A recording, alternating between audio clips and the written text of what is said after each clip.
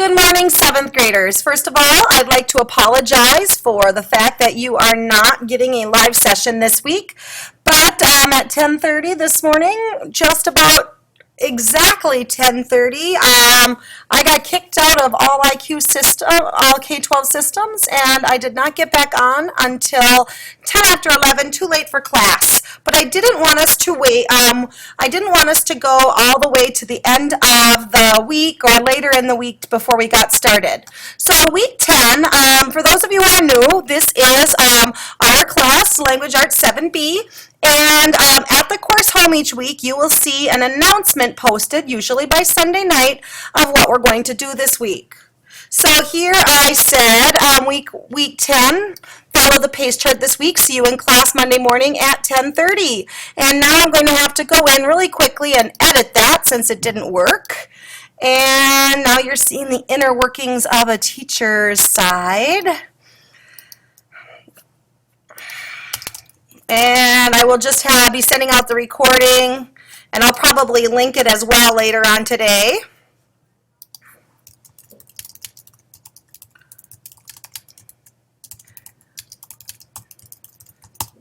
All right, so there we go. Watch the recording I email you instead. So here's our week announcement. It is following the pace chart. And in case you're so new that you don't know what a pace chart is, or you're so familiar with our system that you've forgotten about the pace chart, all teachers link to the pace chart under the course home, and that will bring them to a list of the items scheduled to be done in that unit. So this is the plan, the pace chart shows the plan I made at the beginning of the year, and the announcements show any changes I've made to that plan.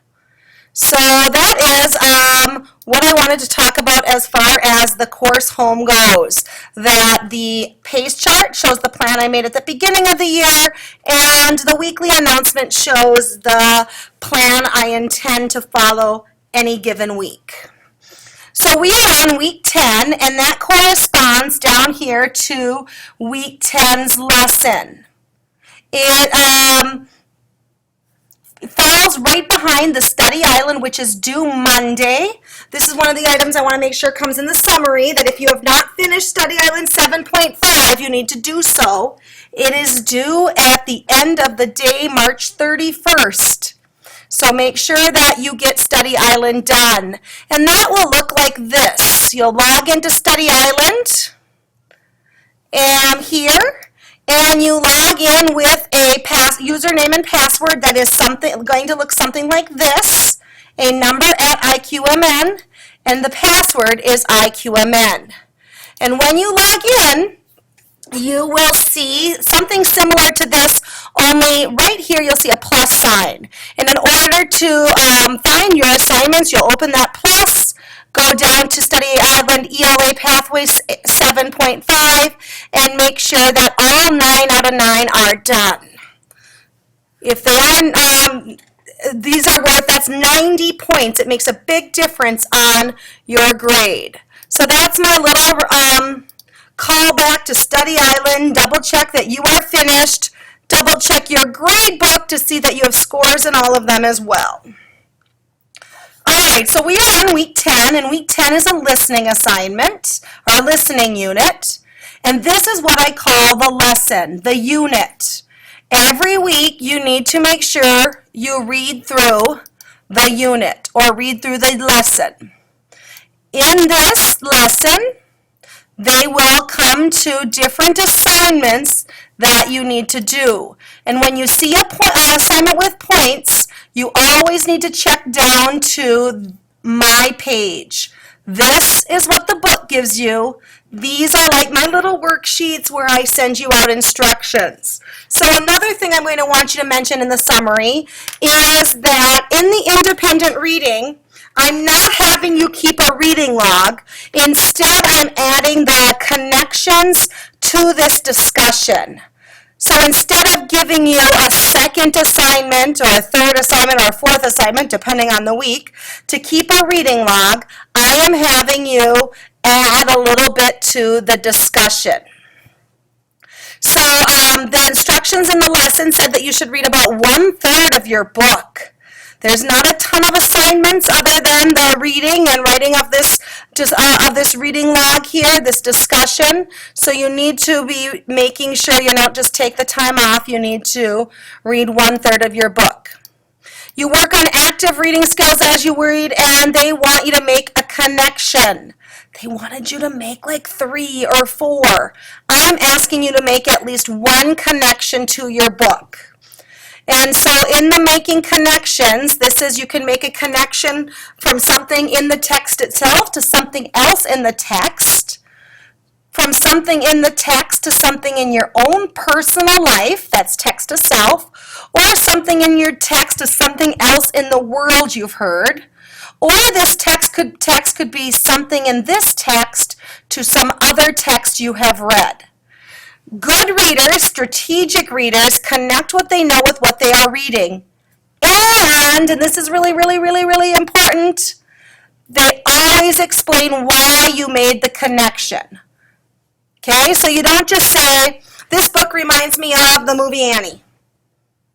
Instead, you have to explain why. This book reminds me of the movie Annie because it's about a girl who was left in an orphanage. It also reminds me of the movie Annie because they both had something their parents left with them as a memento to help them recognize their parents in the future. So you're not just saying it connects to something, but you're telling us why. And so I also added here some sentence starters of how you could do such a thing. And then you also had the discussion prompts that were given to you in the lesson. And so I see some of your classmates are getting started on that. You may not be able to see what they've done until after you've posted on your own. So that's your first assignment. And then we go back to read through the lesson. That was about page 5, 6. And you start learning about active listening. I'm not going to read the lesson with you because we are now at 7.5 minutes and I'm limiting my class to 15 minutes today because some of you already spent your time waiting to log in, and because it's not as, I don't find it as, I find it tougher to listen to recording, and because the program that I'm recording on only gives me 15 minutes, as you can see if you're watching my timer at the bottom. So active listening helps you to be a better friend, do better in school, be a better employee, make important decisions, remember important things, and learn new things. So the active listening lesson, they have this little module that you will do as you watch. You will want to take notes on the module that shows up here because you will be asked to use active listening skills. Sometimes, here's another little teachable moment, if one browser does not show what you need, you either need to refresh or sometimes try another browser.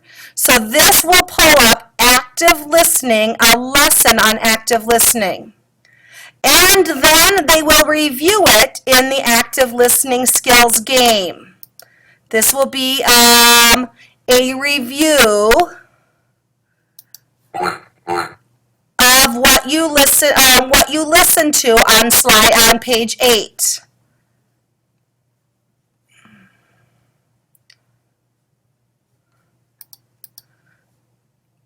And so you see that all you're doing is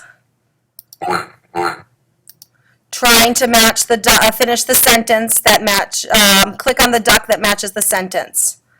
All right, so you would finish that up because then the active listening quiz is based on what you just listened to and what you just reviewed. And I gave you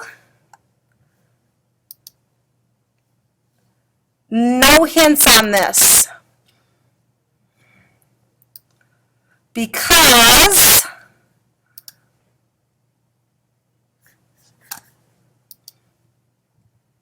I made a mistake. So I'm going to go back and put the quiz hints in there.